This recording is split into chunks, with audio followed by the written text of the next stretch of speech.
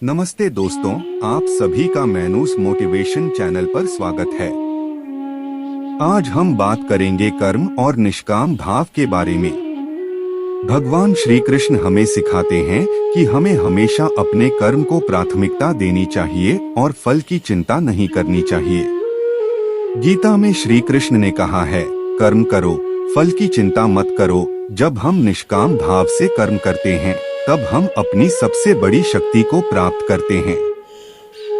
एक बार की बात है, एक साधारण किसान था जो अपने खेत में काम करता था। वह हमेशा अपने काम को पूरी ईमानदारी से करता था, लेकिन कभी कभी उसे उसकी मेहनत का फल नहीं मिलता था।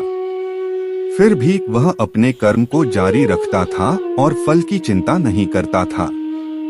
एक दिन उसकी मेहनत रंग लाई और उसने अपने खेत से एक बहुत बड़ी फसल प्राप्त की। दोस्तों, यह कहानी हमें सिखाती है कि निष्काम भाव से किया गया कर्म हमेशा सफल होता है। जब हम अपने कर्म को प्राथमिकता देते हैं और फल की चिंता नहीं करते, तब हम अपनी पूरी क्षमता को पहचान पाते हैं। यह वही सिखावन है जो भगवान श्री कृष्ण ने अर्जुन को दी थी। आगे चलकर हमें यह भी समझना चाहिए कि जब हम निष्काम भाव से कर्म करते हैं तब हम मानसिक शांति और संतुष्टि प्राप्त करते हैं।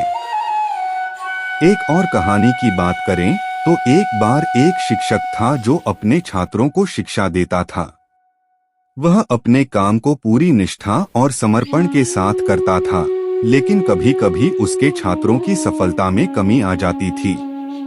फिर भी वह अपनी मेहनत और प्रयास को जारी रखता था। एक दिन उसके सारे छात्र बहुत सफल हो गए और उन्होंने अपने शिक्षक को सम्मानित किया। दोस्तों, यह कहानी हमें यह सिखाती है कि निष्काम भाव से किया गया कर्म हमेशा सफल होता है। जब हम अपने काम को पूरी निष्ठा और समर्पण के साथ करते हैं, तब हम अपनी मंजिल तक पहुंचते हैं। जब हम अपने कर्म को पूरी निष्ठा और समर्पण के साथ करते हैं, तब हम अपने उद्देश्य के प्रति सच्चाई और ईमानदारी को प्रदर्शित करते हैं। अब एक और कहानी की बात करते हैं।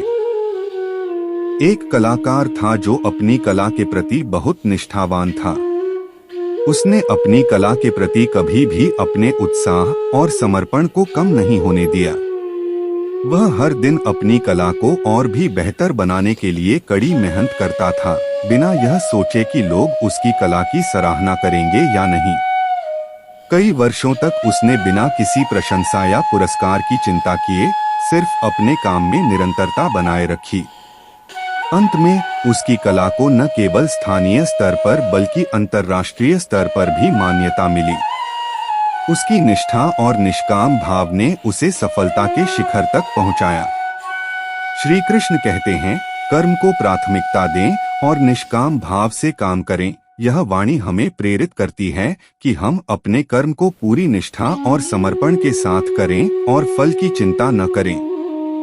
एक और महत्वपूर्ण बिंदु यह है कि निष्काम भाव से किया गया कर्म केवल सफलता की ओर ही नहीं, बल्कि आत्मिक शांति की ओर भी ले जाता है। जब हम फल की चिंता से मुक्त होकर काम करते हैं, तो हम तनाव और चिंता से भी मुक्त हो जाते हैं। यह मानसिक शांति हमें और भी अधिक प्रभावी और उत्पादक बनाती है। एक अंतिम कहानी साझा करते हैं। एक वैज्ञानिक था जो अपनी खोजों के प्रति बहुत ही जुनूनी था। उसने अपने जीवन का अधिकांश समय प्रयोगशाला में बिताया, नई नई खोजें करने में। उसने कभी भी पुरस्कार या मान्यता की चिंता नहीं की, बस अपने काम में पूरी निष्ठा और समर्पण के साथ लगा रहा। एक दिन उसकी खोज ने चिकित्सा के क्षेत्र में एक बड़ी क्रांति ला दी और उसे विश्व भर में सम्मानित किया गया। उसकी निष्काम भावना और कर्म के प्रति उसकी निष्ठा ने न केवल उसे सफलता दिलाई, बल्कि मानवता को एक बड़ी उपलब्धि दी। दोस्तों, यह कहानी हमें यह सिखाती है कि जब हम निष्काम भाव से अपने काम को करते हैं, तो हम न केवल अपनी मंजिल तक पहुंचते हैं, बल्कि दूसरों के लिए भी प्रेरणा स्रोत बनते हैं। श्री कृष्ण कहते हैं, कर्म को प्राथमिकता दें और निष्काम भाव से काम करें। यह वाणी हमें प्रेरित करती है कि हम अपने कर्म को पूरी निष्ठा और समर्पण के साथ करें और फल की चिंता न करें। अगर यह बात आपके दिल को छू गई हो तो इस वीडियो को लाइक करें, शेयर करें और मैनूस मोटिवेशन चैनल को सब्सक्राइब करें। ध्यान रखें, निष्काम भाव से किया गया कर्म ही हमारी सबसे बड़ी शक्ति है। धन्यवाद।